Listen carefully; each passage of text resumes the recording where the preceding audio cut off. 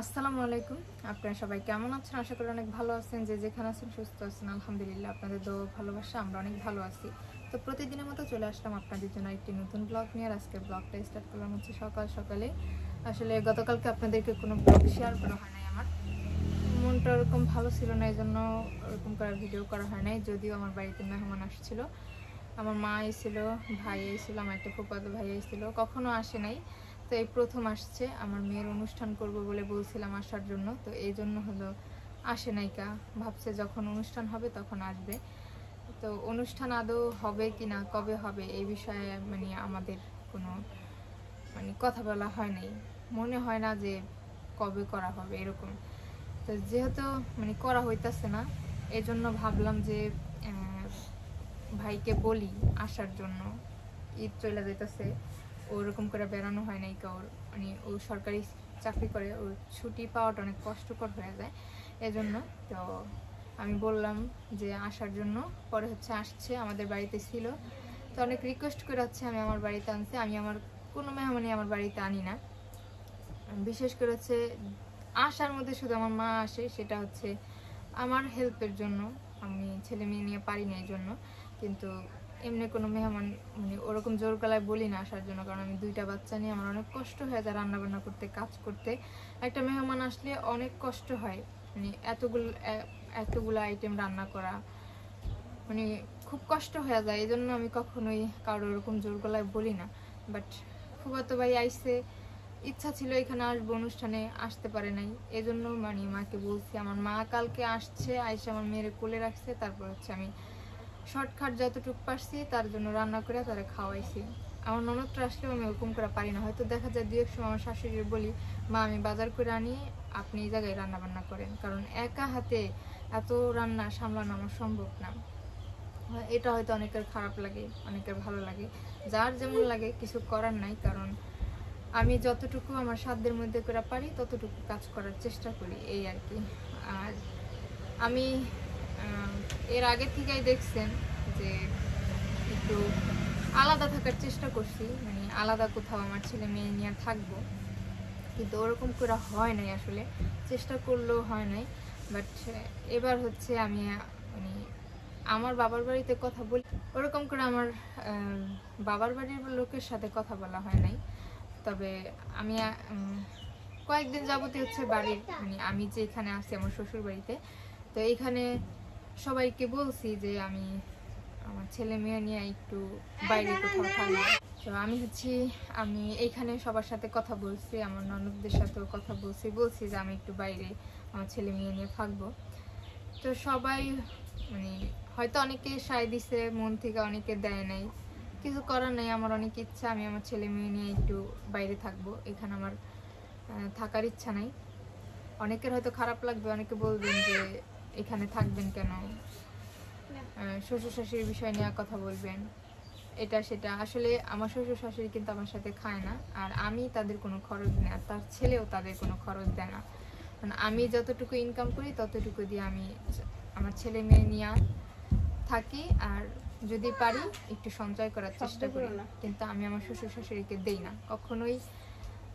চেষ্টা করছি, আগে কয়েকদিন চেষ্টা করছিলাম তাকে দেওয়ার জন্য, তো এরপরে আমার দেওয়া হয় না এটা, আর আমি দেই নাই, আর এখন আমি দেই না।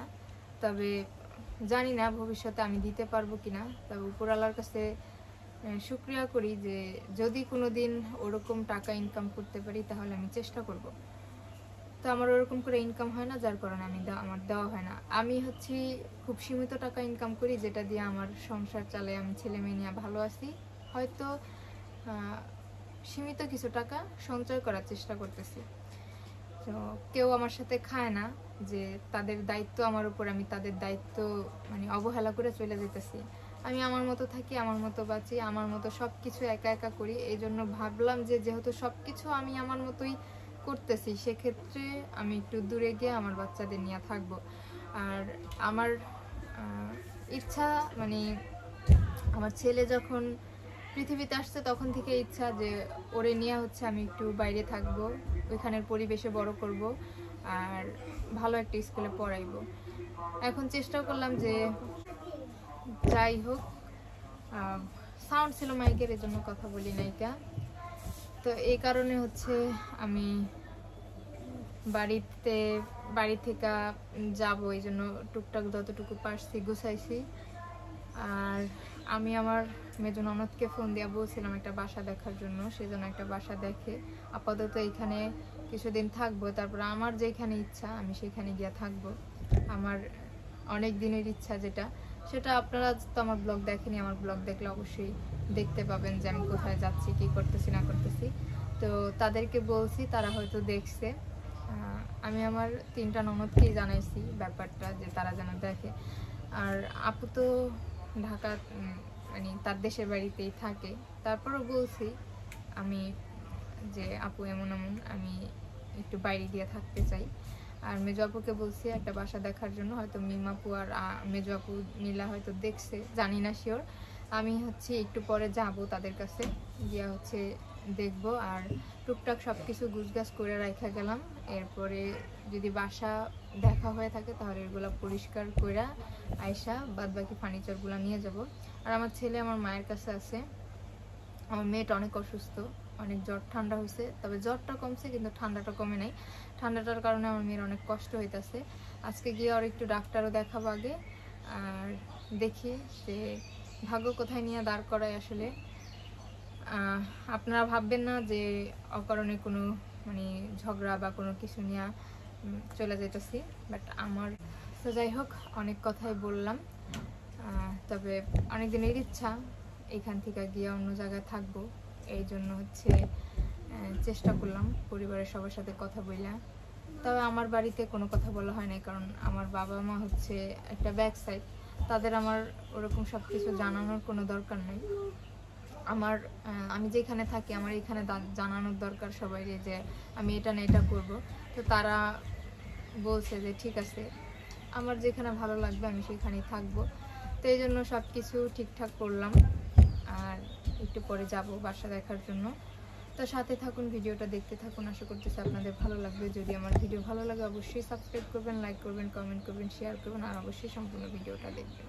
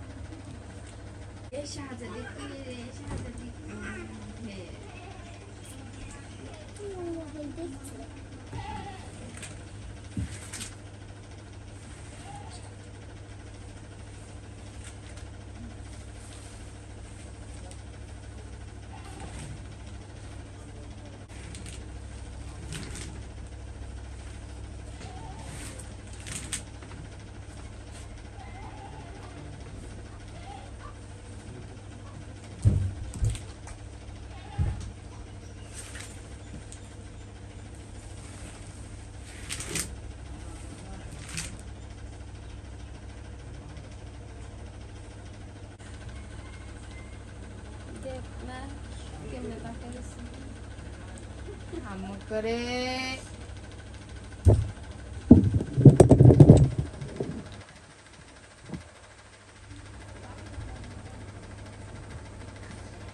আমি কাজ করি।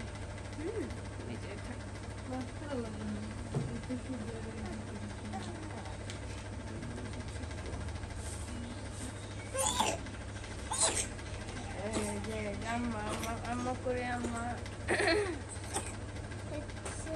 তেল দে, তেল দিলে বুকে তেল দিয়ে দেই। বুড়ির কাশি হয়েছে,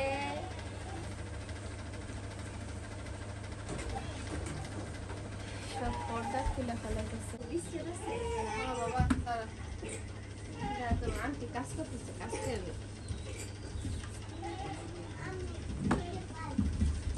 এই গেঞ্জিটা সরা খেতে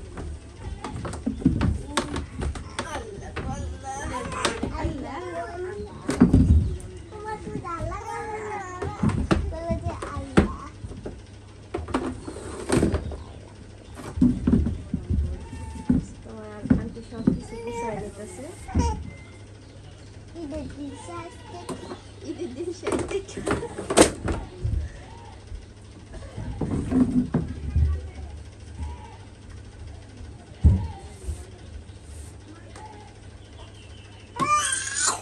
না না ঠান্ডা লাগছে সকালে ওষুধ খাওয়াছিলি না তুই বাজে কর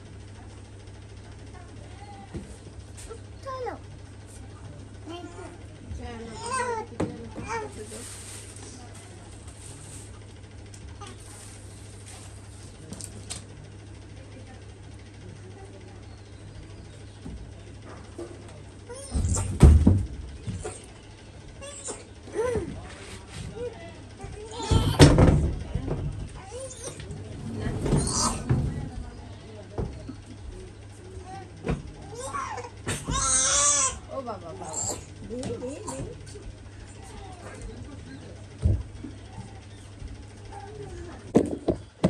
দেখ কোনাটা এটা ইয়ে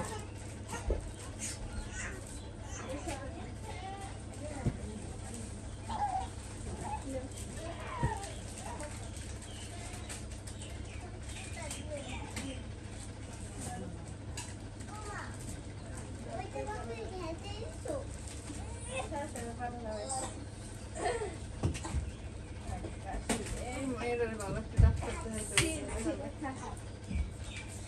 অতিরিক্ত কষ্ট সময় ও মামা আল্লাহ গো আল্লাহ কি হয়েছে খাও বাবা দেখতেছে না মা মা মা এই বুড়ি বুড়ি কি হয়েছে এই বুড়ি দে দে না